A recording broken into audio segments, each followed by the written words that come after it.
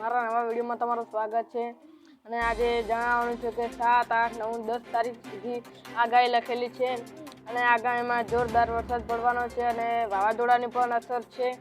એટલે ખેડૂત પુત્રને ચેતવણી કે તમે હાલથી ચેતન થઈ જાઓ, તમારે કોઈ પ્રકારનું નુકસાન ના થાય કે કશું થાય ના, એવી તમે પહેલથી પ્રગતિ કરી નાખો। કારણ કે હાલ આપણે 3 દિવસ સુધી આગાહી રહેવાની છે અને ઘણા બધા જિલ્લાઓમાં પણ આગાહી રહેવાની છે। એટલે બીજા જિલ્લાઓમાં પણ ચેતવણી છે કે એલર્ટ થઈ જાવ બધા, એ મારી પણ શુભેચ્છાઓ છે।